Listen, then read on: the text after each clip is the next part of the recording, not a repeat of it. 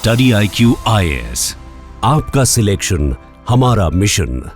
नमस्कार दोस्तों कल एक बड़ी खबर सामने आई थी जब पता चला एलॉन मस्क ने भारत सरकार के ऊपर केस दर्ज किया है। आप सबको पता होगा एक्स, जो कि पहले ट्विटर हुआ करता था, इनके द्वारा भारत सरकार के ऊपर केस दर्ज किया है और बोला है कि हम अनलॉफुल सेंसरशिप कर रहे हैं। आप देख सकते हो खबर, Elon Musk x use India over unlawful censorship via सहयोग पोर्टल एंड IT एक्ट। तो इस वीडियो के अंदर थोड़ा समझने की कोशिश करेंगे कि ये पूरा मामला है क्या, मतलब एलॉन मस्क ने भारत सरकार पर आखिरकार केस क्यों दर्ज किया, और साथ ही साथ ये जो चीज़ों की बात कही जा रही है ना, IT एक्ट और सहयोग पोर्टल, ये क्या है और पहले की रूलिंग क्या आई थी कोर्ट के द्वारा, वो सब कुछ मैं आपको बताऊंगा। चलिए आगे बढ़ते हैं, लेकिन उससे पहले आप सबको बता दूं, आप में से जो भी लोग UPSC की प्रिपरेशन कर रहे हैं, हमारा जो संपूर्ण बैच है जिसके अंदर complete end to end preparation कराई जाती है, प्रीलिम्स मेंस इंटरव्यू सब कुछ, वो आप अवेल कर सकते हैं। लिंक कमेंट सेक्शन में दिया हुआ है और यूज करना है आपको ये code Ankit live to get maximum discount. चलिए शुरुआत करते हैं। देखिए सबसे पहले मैं आपको बता दूं,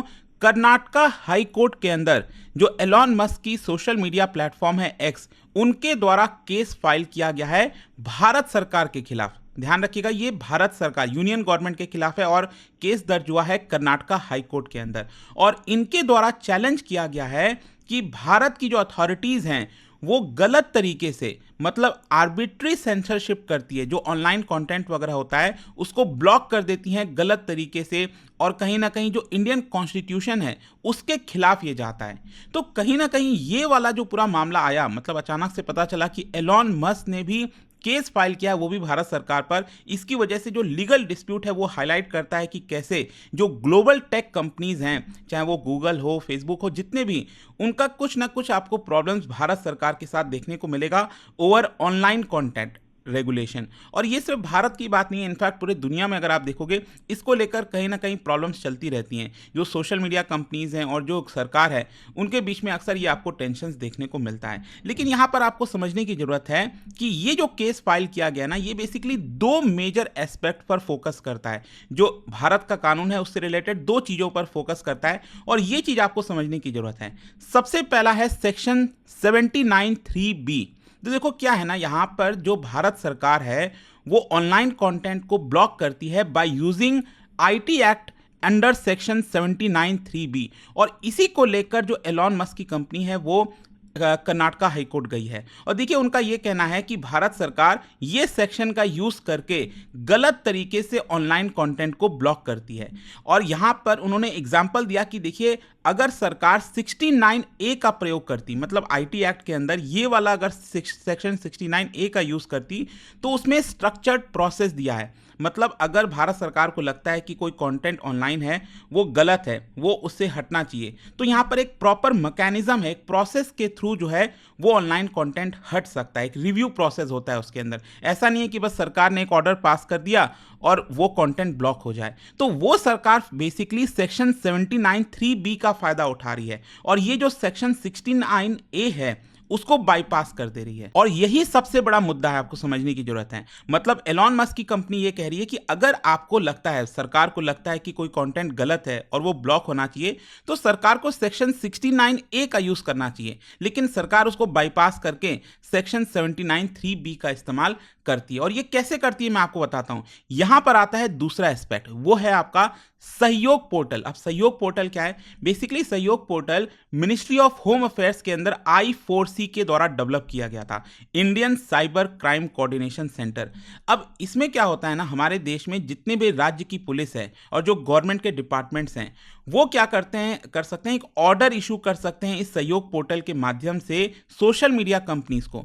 अगर मान लीजिए कोई ट्विटर पर पोस्ट गया, एक्स पर पोस्ट गया है, किसी पर्सन ने किया है, और मान लीजिए महाराष्ट्र के अंदर बैठा कोई ऑफिशियल है, स्टेट की पुलिस है, उनको लगता है कि वो कंटेंट गलत है, इसकी वजह से कम्युनल डिसहार्मनी हो सकती है, जो भी है, तो ये लोग क्या करते हैं, सहयोग पोर्टल वेबसाइट पर जाते हैं और वहां पर ऑर्डर पास कर देते हैं सोशल मीडिया कंपनी को कि आप जल्दी से इस पर्टिकुलर ट्वीट को या फिर जो कंटेंट है उसको ब्लॉक कर दीजिए, हटा दीजिए। तो ट्विटर का ये कहना, मतलब सॉरी, जो एक्स है उनका ये कहना है कि ये एक प्रकार का पैरेलल सेंसरशिप सिस्टम क्रिएट करने की कोशिश की जा रही है, मतलब विदाउट प्रॉपर लीगल ओवरसाइट। मतलब आप बस एक ऑर्डर पास कर दे रहे हो और आप हमें बोल रहे हो कि आप इस कंटेंट को हटा दो।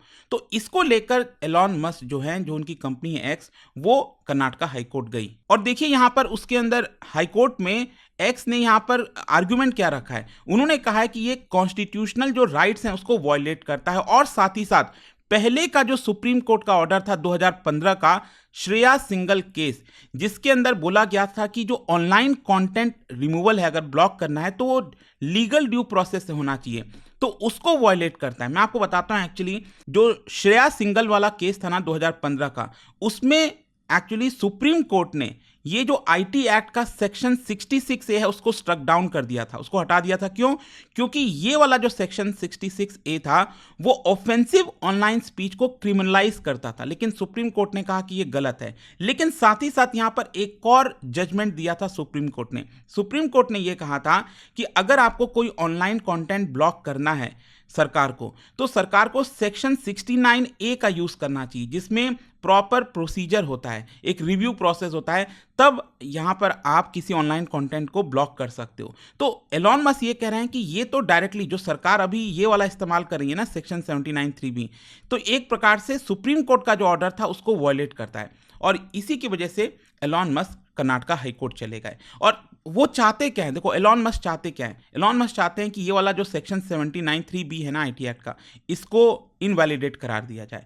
साथ ही साथ ये कहा जाए कि जो सेक्शन 69A है, इसी के माध्यम से सरकार किसी ऑनलाइन कंटेंट को ब्लॉक कर सकती है, और साथ ही साथ जो सहयोग पोर्टल मैंने आपको बताया उसका भी इस्तेमाल बंद होना चाहिए, एलॉन मस्क ऐसा कह रहे हैं। और साथ ही साथ उनका कहना है कि जो प्लेटफॉर्म है, मतलब जो एक्स है या फिर सोशल मीडिया जो प्लेटफॉर्म्स होते हैं, उनका फ्रीडम ऑफ स्पीच जो इंडियन कॉन्स्टिट्यूशन में दिया हुआ है उसको एक प्रकार से बरकरार रखना चाहिए।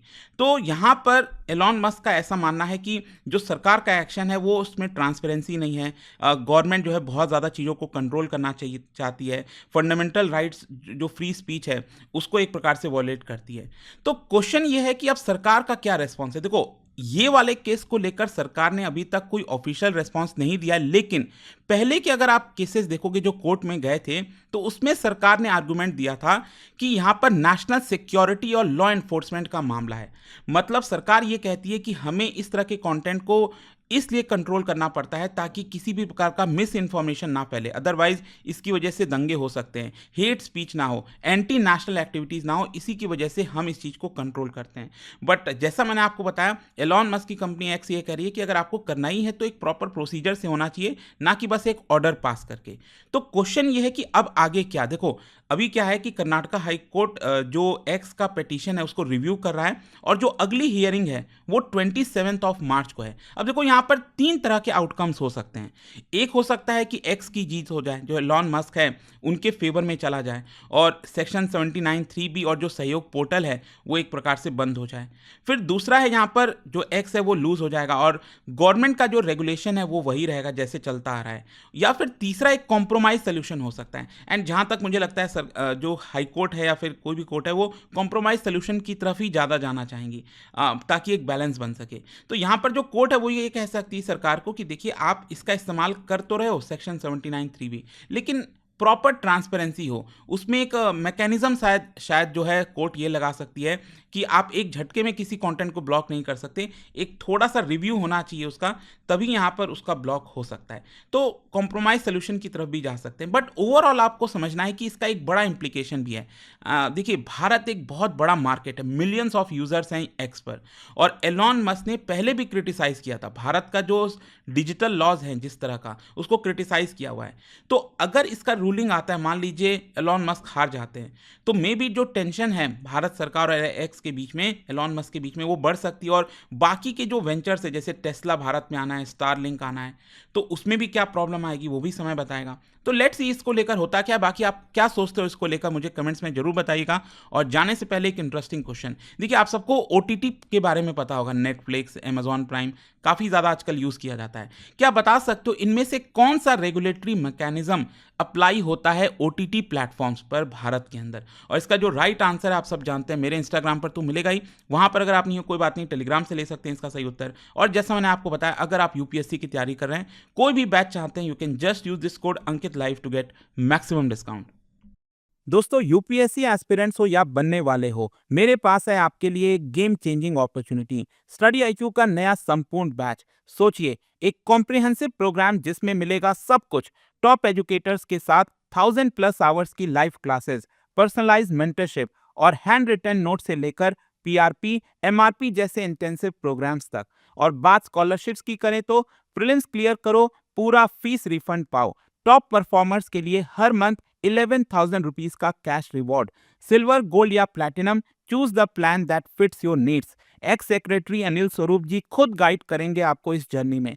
स्टडी आईक्यू पर 2 करोड़ इंडियंस का ट्रस्ट है और अब संपूर्ण बैच के साथ आपका यूपीएससी ड्रीम भी होगा अचीव। आपको करना क्या है, कमेंट में दिए गए संपूर्ण बैच के लिंक पर क्लिक करें and once you click on buy now, आप देख सकते हो डिस्काउंट कोड्स। वहां पर टाइप कीजिए अंकित लाइव एंड आपको मिलेगा सबसे lowest price and your IAS journey starts here. Study IQ IAS, आपका सिलेक्शन हमारा मिशन।